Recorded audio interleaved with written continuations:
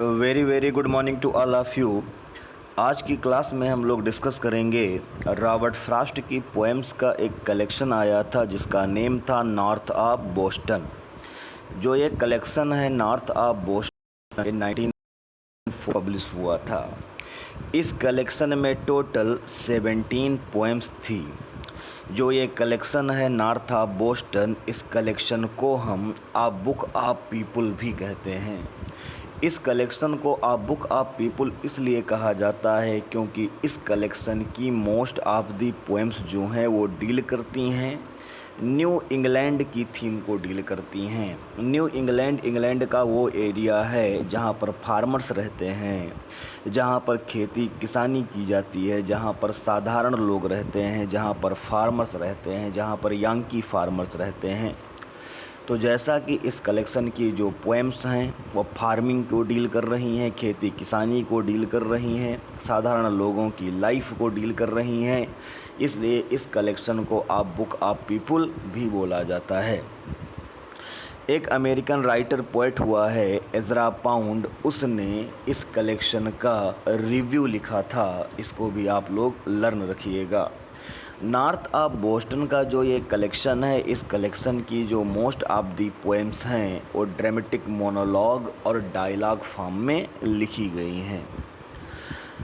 अब जो ये कलेक्शन है नॉर्थ ऑफ बोस्टन, इस कलेक्शन की जो मेजर पोएम्स हैं उनके हम नेम कंफर्म कर ले रहे हैं क्योंकि टाइटल बेस्ड क्वेश्चन जो पुटअप किए जाते हैं वहाँ पर भी ये हेल्प करेगा।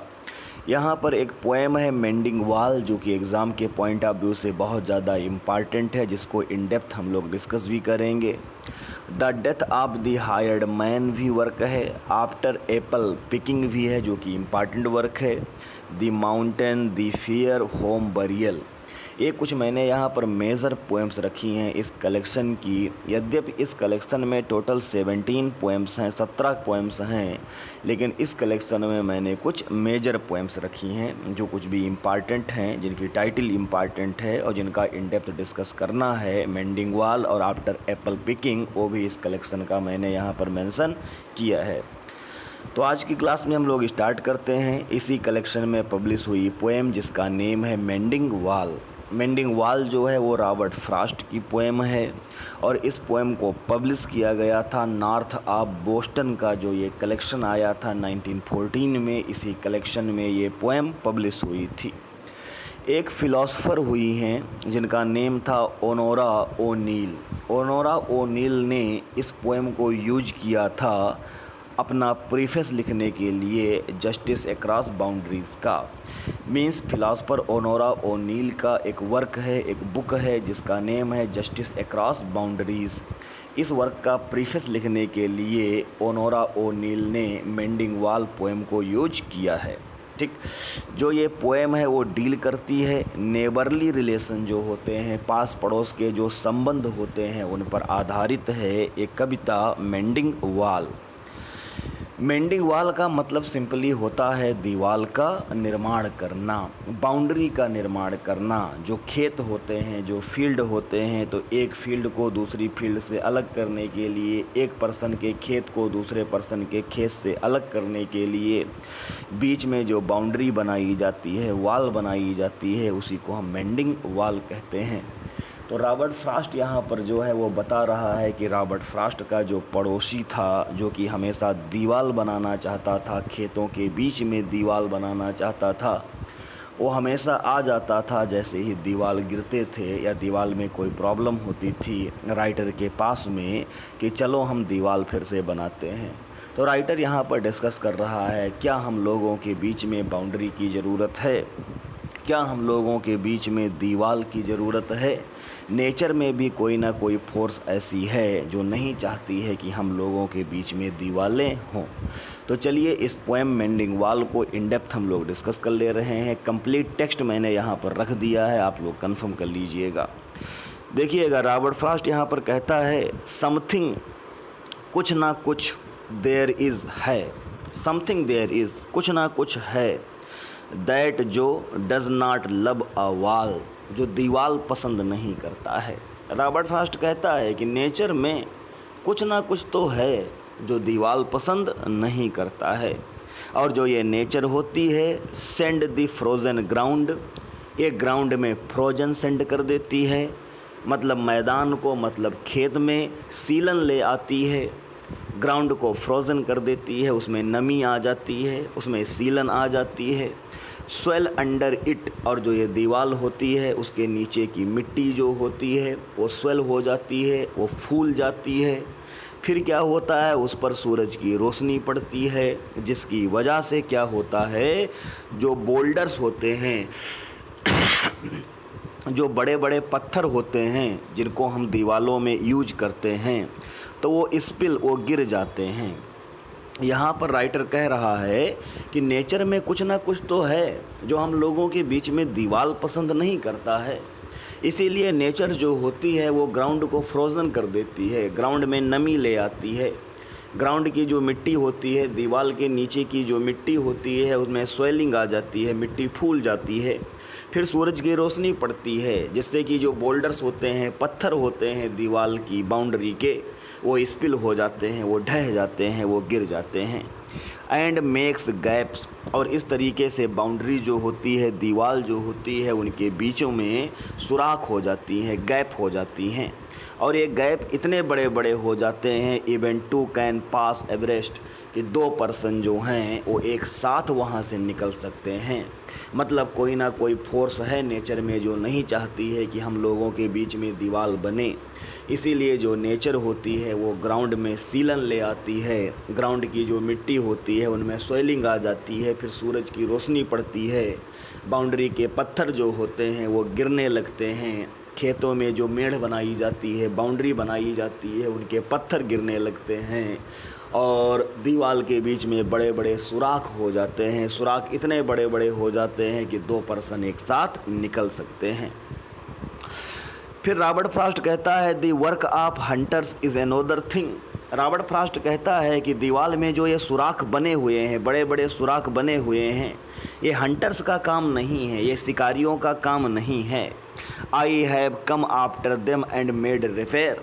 कहता है कि कई बार हंटर जो होते हैं जब वो दीवालों में सुराख करते हैं, सुराख करके चले जाते हैं, तो उनके बाद में मैं आया भी हूँ और मैंने रिपेयर भी किया है दीवालों को, इसलिए मुझे मालूम है कि शिकारियों के द्वारा गैप कैसे किया जाता है। राइटर कहता है कि where they have left no one stone on a stone. जो शिकारी लोग होते हैं जब वो सुराख करते हैं, वो एक पत्थर के ऊपर दूसरा पत्थर रहने नहीं देते हैं, वो सारे पत्थर ही हटा देते हैं। ऐसा वो इसलिए करते हैं, they would have the rabbit out of hiding, कि उनको लगता है कि खरगोश जो हैं वो दीवालों के पीछे हाइड किए हुए हैं, छिपे हुए हैं, इसलिए टू प्लीज खुश करने के लिए दी एल्पिंग डॉग्स, अपने भौंकते हुए कुत्तों को वो लोग दीवार के जो पत्थर होते हैं उनको हटा देते हैं, जिससे कि गैप हो जाता है। तो रॉबर्ट फ्रॉस्ट कहता है कि ये शिकारियों का काम नहीं है। रॉबर्ट फ्रॉस्ट कहता है कि हाँ, शिकारी लोग होते हैं, वो आते हैं दीवार के पत्थरों को इधर उधर कर देते हैं, जिससे कि दीवार के पीछे छिपे हुए जो खरगोश हैं उनको उन शिकारियों के भौंकते हुए कुत्ते जो हैं वो देख सकें, उनको पकड़ सकें और खुश हो सकें। तो शिकारी लोग ऐसा काम करते हैं, और जब शिकारी काम ऐसा करके चले जाते हैं तो मैं कई बार आया भी हूँ, मैंने रिपेयर भी किया है। लेकिन इस समय दीवार के बीच में जो ये सुराख बनी हुई है, पत्थर के ऊपर जो पत्थर नहीं हैं, ये काम जो है वो काम शिकारियों का नहीं है। फिर रॉबर्ट फ्रॉस्ट कहता है the gaps I mean no one has seen them. अब यहाँ पर रॉबर्ट फ्रॉस्ट कहता है कि जो ये सुराख बने हुए हैं, गैप बने हुए हैं, मेरा कहने का मतलब ये है कि no one has seen them made और हर्ड देम मेड, कि किसी ने भी शिकारियों को ना तो सुराख करते हुए देखा है और ना ही सुराख करते हुए सुना है। मतलब ये काम शिकारियों का नहीं है, ये काम नेचर की किसी फोर्स का है जिसने दीवालों में सुराख कर दिए हैं, जो कि नहीं चाहता है कि हम लोगों के बीच में बाउंड्री हों, हम लोगों के बीच में दीवारें हों। बट एट स्प्रिंग, लेकिन स्प्रिंग के टाइम में, मेंडिंग टाइम में, वी फाइंड देम देयर, हम उनको पा रहे हैं कि वो सुराखें हैं, दीवार इधर उधर अस्त व्यस्त हो गई है, जबकि ये काम हंटर का नहीं है। इसका मतलब ये काम नेचर के किसी न किसी फोर्स का होगा। फिर रॉबर्ट फ्रॉस्ट कहता है कि I let my neighbour know, मैं अपने पड़ोसी के पास में गया, बियॉन्ड द हिल, जो कि पहाड़ी के पीछे रहता है, एंड और ऑन अ डे, एक दिन, वी मीट, हम मिलते हैं, टू वॉक द लाइन, टहलते टहलते, एंड और set the wall between us once again, और एक बार हम दोनों मिल करके अपने बीच में दीवाल फिर से खड़ी कर देते हैं, अपने खेतों के बीच में दीवाल फिर से खड़ी कर देते हैं। इसका मतलब दीवाल वहाँ पर ऑलरेडी थी, अब वहाँ पर दीवाल फिर से खड़ी कर दी जाती है। फ्रॉस्ट कहता है कि we keep the wall between us, हम अपने बीच में दीवाल को बनाते चले जाते हैं, एज वी गो, जैसे जैसे हम आगे बढ़ते हैं हम अपने बीच में दीवाल को बनाते चले जाते हैं। टू ईच दी बोल्डर्स, वहाँ पर जितने भी पत्थर हैं, प्रत्येक पत्थर को, बोल्डर्स का मतलब पत्थर, दैट एंड टू ईच, जो कि गिर चुके हैं एक दूसरे के ऊपर से, एंड सम आर लोव्स, उसमें से कुछ पत्थर जो हैं वो रोटी के आकार के हैं, एंड सम सो नियरली बाल्स, और उनमें से कुछ पत्थर जो हैं वो बड़े बड़े बाल के आकार के हैं। We have to use a spell, हमें स्पेल का यूज करना पड़ता है। स्पेल का मतलब यहाँ पर जादू ना होकर के स्किल है, मतलब कौशल है, एक्सपर्टीज़ है। We have to use a spell, हमें स्पेल का यूज करना पड़ता है, हमें स्किल का यूज करना पड़ता है, टू मेक देम बैलेंस, जिससे कि हम उस दीवार को बैलेंस में ला सकें, हम पत्थरों को बैलेंस में ला सकें। Stay where you are until our back are turned, हम वहाँ पर रुके रहते हैं, अपनी पीठ को घुमाने से पहले हम लोग वहाँ पर रुके रहते हैं, पत्थरों को पकड़ कर रखते हैं जिससे कि पत्थर जो हैं वो गिरें ना। We wear our fingers rough with handling them, हमारी जो फिंगर्स होती हैं, हमारी जो उंगलियां होती हैं वो रफ़ हो जाती हैं, विथ हैंडलिंग देम, उन पत्थरों को हैंडल करने में, उन पत्थरों को लगाने में, उन पत्थरों को संभालने में हमारी उंगलियां जो होती हैं वो घायल हो जाती हैं।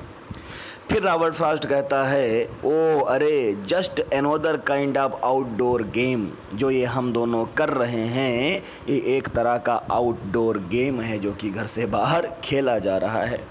कहता है वन ऑन अ साइड, एक तरफ एक पर्सन है और दूसरी तरफ दूसरा पर्सन है, it comes to little more, इससे ज़्यादा कुछ और नहीं है, लेकिन एक इन डेप्थ मीनिंग यहाँ पर ज़रूर है। फिर रॉबर्ट फ्रॉस्ट कहता है कि देयर, वहाँ पर, वेयर इट इज़, जहाँ पर हम ये दीवार बना रहे हैं, we do not need the wall, जबकि हमें वहाँ पर दीवार बनाने की ज़रूरत है नहीं। He is all pine, Robert Frost कहता है कि उसके खेत में पाइन लगा हुआ है, देवदार लगा हुआ है, चीड़ के पेड़ लगे हुए हैं, and I am Apple orchard, और जो मेरे खेत हैं, मेरे खेत में सेब के पेड़ लगे हुए हैं। रॉबर्ट फ्रॉस्ट कहता है कि यद्यप हम दोनों के बीच में दीवार की ज़रूरत है ही नहीं। रॉबर्ट फ्रॉस्ट कहता है कि जो मेरा पड़ोसी है उसके खेत में चीड़ के पेड़ लगे हुए हैं, देवदार के पेड़ लगे हुए हैं, और मेरे खेत में सेब के पेड़ लगे हुए हैं। माई Apple trees will never get across, मेरे जो सेब के पेड़ हैं वो कभी भी उसके खेत में अक्रॉस नहीं होंगे, उसके खेत में चले नहीं जाएंगे। ईड दी कॉन्स अंडर हिज पाइंस, उसके चीड़ के पेड़ों को खाने के लिए, उसके चीड़ के पेड़ के जो कॉन्स हैं उनको खाने के लिए। रॉबर्ट फ्रॉस्ट कहता है कि जहाँ पर हम दीवार बना रहे हैं, इन रियलिटी वहाँ पर तो दीवार बनाने की ज़रूरत ही नहीं है, क्योंकि मेरे पेड़ में, मेरे बगीचे में पूरी तरीके से सेब लगे हुए हैं और मेरे पड़ोसी के खेत में चीड़ के पेड़ लगे हुए हैं। तो क्या मेरे सेब के पेड़ जो हैं वो मेरे पड़ोसी के खेत में चले जाएंगे और उसके चीड़ के पेड़ों को खा लेंगे, चीड़ के पेड़ों को तोड़ डालेंगे? तो ऐसा तो होने वाला है नहीं। इसलिए क्या ज़रूरत है कि हम लोग दीवार आपस में खड़ी करें। आई टेल हिम, मैंने उससे ऐसा बताया भी है कि हाँ, हमारे बीच में दीवार की ज़रूरत नहीं है। ही ओनली सेज, तब मेरा पड़ोसी केवल एक बात कहता है, गुड फेंसेस, अच्छी दीवारें, मेक गुड नेबर, अच्छा पड़ोसी बनाती हैं। तो राइटर कहता है कि मेरा जो पड़ोसी है वो केवल एक बात कहता है कि good fences make good neighbours, कि जो अच्छी दीवारें होती हैं वो अच्छी पड़ोसी बनाते हैं। राइटर कहता है कि स्प्रिंग इज़ द मिसचीफ इन मी, जो ये स्प्रिंग का मौसम है ये मेरे अंदर थोड़ी शरारत भी लेकर आया है। एंड आई वंडर, और मुझे आश्चर्य हो रहा है, इफ़ आई कुड पुट कि काश मैं रख पाता आ नोशन एक विचार इन हिज हेड उसके मस्तिष्क में, काश मैं उसको ये बात समझा पाता कि वाई क्यों do they make good neighbours कि दीवालें जो हैं वो अच्छा पड़ोसी क्यों बनाती हैं। Is not it where there are cows जहाँ पर गायें होती हैं, जहाँ पर काऊ होती हैं वहाँ पर दीवालों की ज़रूरत होती है जिससे एक काऊ दूसरे खेत की तरफ ना चली जाए,